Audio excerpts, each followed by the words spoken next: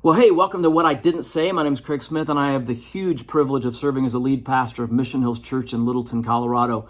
Every week I work so hard to boil the passage in the Bible that we're studying down to those things that are going to be most useful in helping people follow Jesus well. But that means that every week there's some stuff that just doesn't make the cut. It might have helped me understand the passage, might have, I thought, been useful to help people follow Jesus, but at the end of the day, it just wasn't as useful as what did make it in. So I kind of threw it out. I didn't say it. So I thought, it might be fun to share some of the things I didn't say in the message in a YouTube channel. So maybe that'll help you go a little bit deeper in your relationship with God or a little further in your following of Jesus on mission.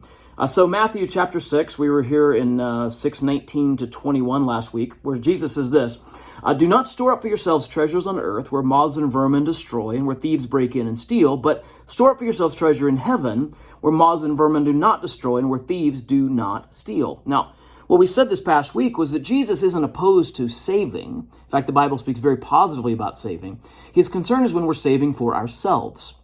And I was thinking that it might be useful in the message to talk about a parallel statement that he made in Luke chapter 12. I ultimately decided not to do it, but I still think it might be useful.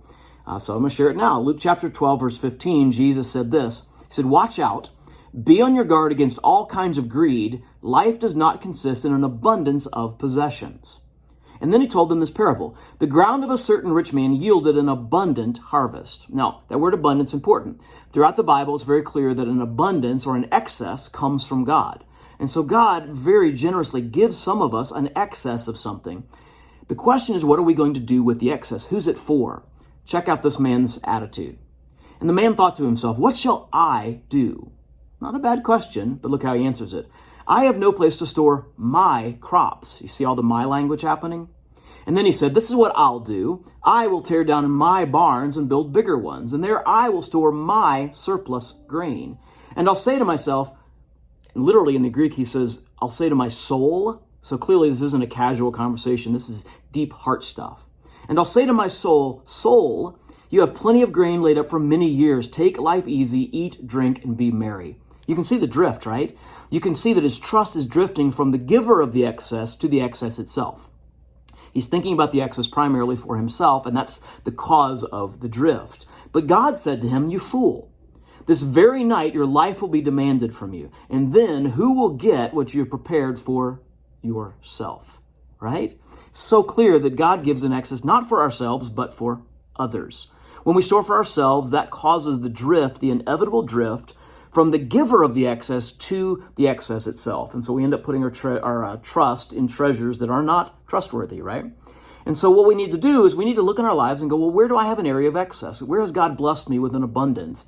And then ask the much more important question, what is the excess for? Who's it for? What's the more for, right? We might say.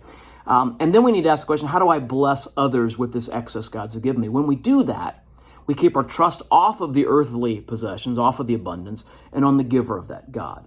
That's how we practice generosity. We look for our excess.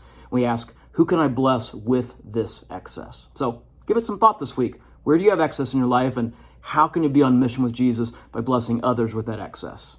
God bless. We'll see you next time. Oh, and by the way, if you ever want to read or check out everything I did say, you can always go to missionhills.org.